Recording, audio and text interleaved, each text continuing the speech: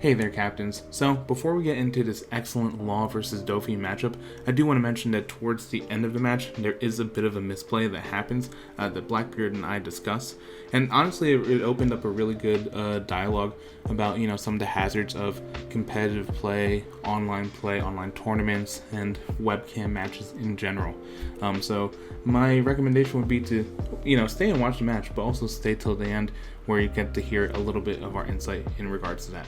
So, without further ado, let's hop into the gameplay video. Alright, and here we have what looks to be a Law versus Doffy matchup. Okay, we get to see our first Law of the stream. Yeah, and very I'm excited. super excited because I've been grinding games with Law because I really wanted to learn him. And he's probably arguably the most fun deck for me to pilot in set 1. So yeah, I'm curious to see what build he decides to go with. Yeah, for sure. No, I'm excited too. And we do see a turn 1 Perona for the Doffy player, which is probably its most ideal state. And now we go over to the Law player who gets the 3 Dawn needed. Yep. And so early game, Law's is going to want to be able to start getting his board established, so he'll be able to room shambles. He'll really be able to start having fun around that turn 3, turn 4 mark. Ideally turn 4, turn 5, but we'll see what ends up happening. Able to play the Nico Robin here, which is very good to control the board. And it looks like the Doflamingo did take that hit, right? So I believe it is 4 left to 4 life left. And now it is the Doffy player's turn. Does have 4 Dawn. Gonna see what happens here. Probably trying to lay down maybe some blockers just because, obviously in blue, it doesn't necessarily have the same rush aggression as something like a red or even a purple. So trying to see what'll happen. But it does have to be pretty wary of whatever it puts down just because Nico Robin has established early. And is just going to attack with Doffy just a base 5k, and Law does take the hit.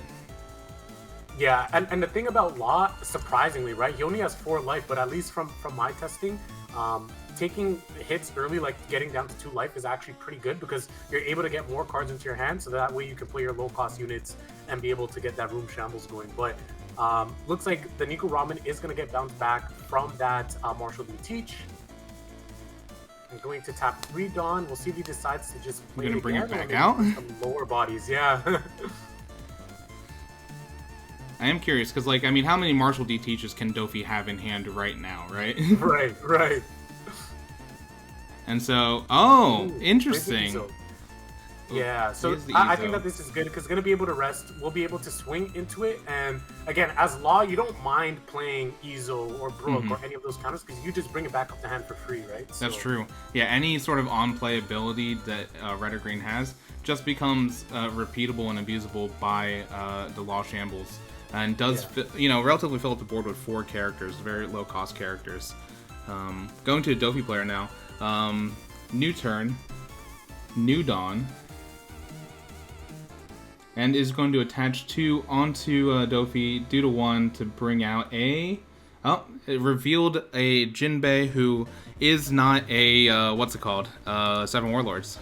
But Wait, but he Perona'd, right? He did Perona. So wouldn't he know that it was going to be the Jinbei, or did he just forget? I'm actually not sure. I'm not sure what happened there. Yeah, not too sure, unfortunate, because now he has 1 less Dawn to play with. Obviously, as I talked about earlier, the Law just taking the hit, which is fine. Law is completely comfortable getting to 2 life, and now he's going to start playing defense. Yeah, so probably either going to counter or block. Counter makes a lot of sense just because you do want to have that board state relatively full so you can activate Shambles. Yeah, and now this is where Law gets to have fun. We're going to see some room shambles technology here. I would assume that he's probably going to want to bring that Ezo back up to hand as soon as possible. He is going to be searching though, so I wonder if he's trying to find something lower cost that he can just put onto the board relatively easily, or... Okay, that's the card to worry about, because that is just what makes his deck so strong. 5 costs, Shambles Law, very, very good. Yeah, luckily the Doffy player doesn't have a whole lot of targets that they really care about getting either bounced or removed. Just really to Perona. Is going to play the Otama for that minus 2k ability. Yeah, but mainly just because it is the 1 cost, so now it unlocks the room shambles. Gonna be able to attack with the Ezo, and again, very comfortable in doing that because now he can just easily shambles. Now I wonder if he's gonna be able to shambles a green card to play like a Zoro, or would he look to bring out the Law? Yep. I think he'll bring out the Law and then bounce back the Ezo here is what I'm thinking. Oh, bounces back the Jewelry Bonnie. Okay.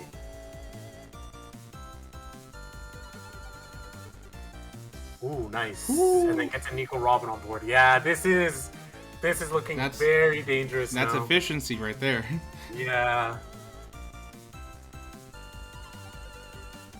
So just like that, Doffy's down to 3 life. It's 3 to 2 life, but like, just look at the board, brother. Like, this lot is like, he's feeling good right now.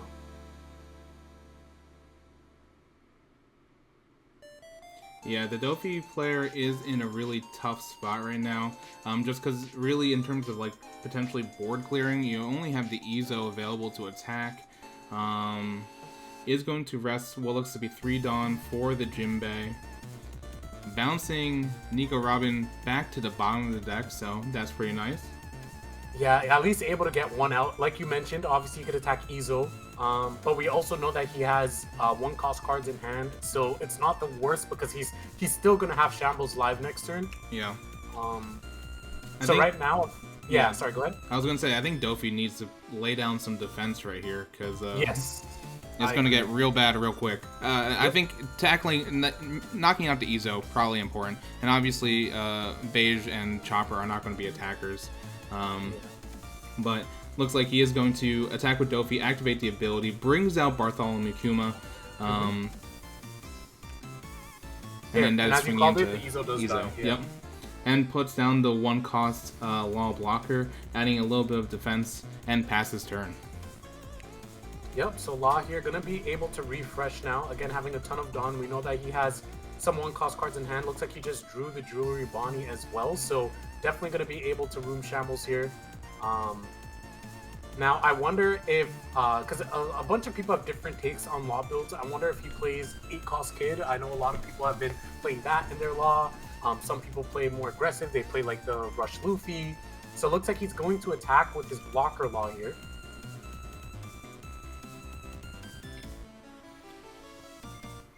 Now I wonder, is he attacking... I assume he's attacking Leader, right? Because Bartholomew Kuma does have an on-KO ability that would allow him to play a Pacifista out into the field if it's in hand. So... Right. But it is a blocker, so it does attack the Leader. Yep. Yeah, okay, so... I think aggro is probably the strat here, to be honest. Yeah, I agree. Especially with Doffy on the back foot. Mm-hmm. So now, with the Jewelry Bonnie, whiffs. But, again, it's not the worst. It's not the worst. He has 4 characters on board. Just needs 1 more. Yeah. Oh, let's try it again. Roll it back. Yeah. Now, if he's able to hit a Zoro or a 5-cost Luffy here, that would be so good. Oh, he gets the Zoro. Oh, okay. Yeah, this is looking very dire now. Let's not forget he does have the blocker Law, right? He does. You're right. 2 life, but it ain't great. It ain't great, but you're right. It's not. We talked about it earlier. It's not over until you take the last hit. So looks like he's going to tap 3 Dawn here. Is going to play it. Yep. Sacrifices the Jewelry Bonnie, which makes sense. She done her job, so that's fine. Does attack with the Zoro, probably in the face. Does counter. Yep. And now 2 Dawn up. We got some tech here. Yep. So Shambles is going to happen here. Now I wonder what he's going to Shambles to. Because he can... Okay, so he's going to pull back the Zoro, so he's going to play green. Oh my god. Another blocker Law. So now he can bounce back the Jewelry Bonnie, play Zoro, and attack again. Yep. And then he still has his leader. Oh my gosh. This is the craziness that Law can do, especially if you open up with, the right hand. Yes. So did counter that though. So Doffy's still, I believe, at 2 life. Oh, and doesn't attack. The passing turn off that does have the blocker Law still up and running.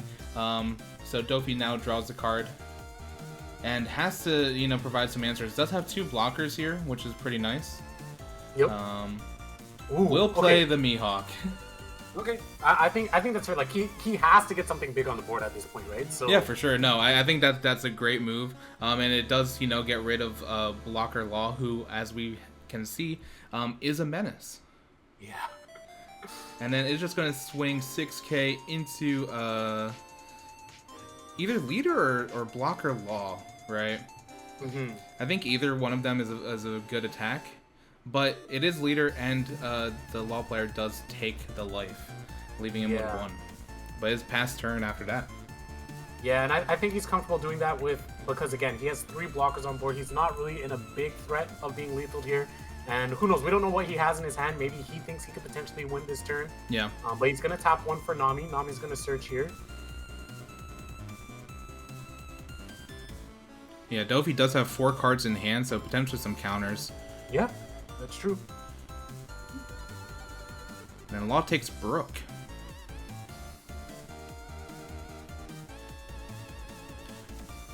A little menacing that he left up 9 Dawn, huh? Yeah. But I don't think many people play Shanks in a red-green Law deck. No. Yeah, I definitely don't think so. I think he's definitely going to look to keep shamblesing here. He's going to attack, try to get cards out of hand, or at least get these blockers off board, right? Like, right now, his eyes are on that Kuma, his eyes are on that Law. If he can get those out, then he'll feel a lot more comfortable. He's going to attack with Law here now. Do we see another counter come out of the hand, or... Oh, there it is. Blocker Law off the board. So now he's thinking, okay, I just need to get Kuma off the board. So he's going to attack with Law. And here comes another counter. Yep. Having to discard Virgo kind of hurts. Does still have that Mihawk that can attack into any of the attacking parties right now, but it's a matter of if Doffy sees that turn, right? Okay, so we bounce the Law to play the Zoro and still have a ton of Dawn. So Zoro can attack, and then he can still just ditch off the Nami, play the Law again, bounce back the Zoro, and then attack with Zoro again. Yep. So he did block with the Kuma, putting out a Pacifista from hand, and exactly as you said. Yeah. 1, 2, 3. He has to ditch the Nami. He has to ditch something. Yeah. I don't think he realizes that he has to ditch the Nami here. Or something, right? Yeah. Yeah, because I would assume he doesn't want to ditch his blockers, but yeah. 1, 2, 3, 4, 5, 6. Yeah, I think both players don't realize he actually has 6 units on the board here. And part of me wants to message them, but also, like, I don't know. Yeah, it's tough. Yeah, because technically, since we're not judges, right, we're just the commentators. But it's.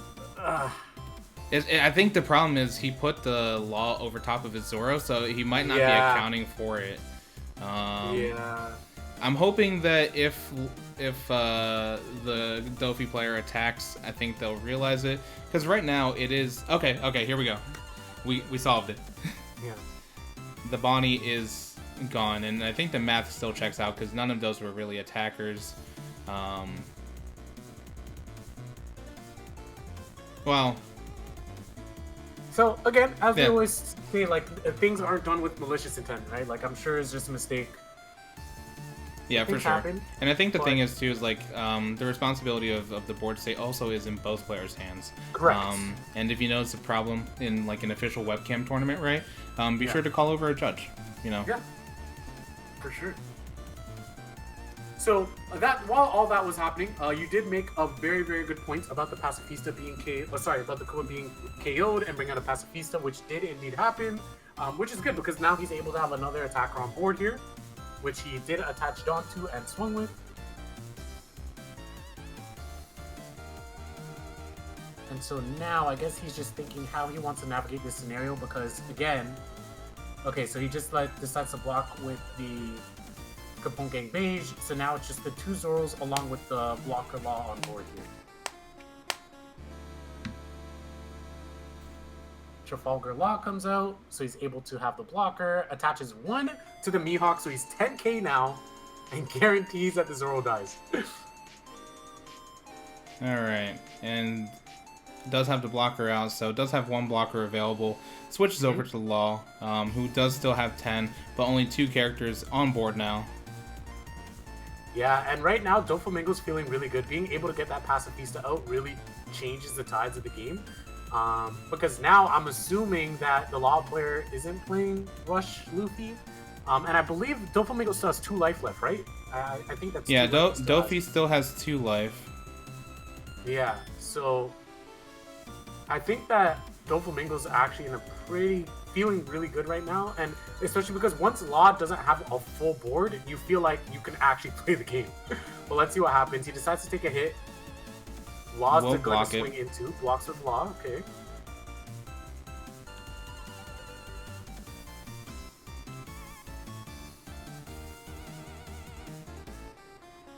It's interesting though, right? Because I'm thinking, if I'm the Law player, do I try to go for game here? Because if I'm not killing the Mihawk, I lose next turn, right? So...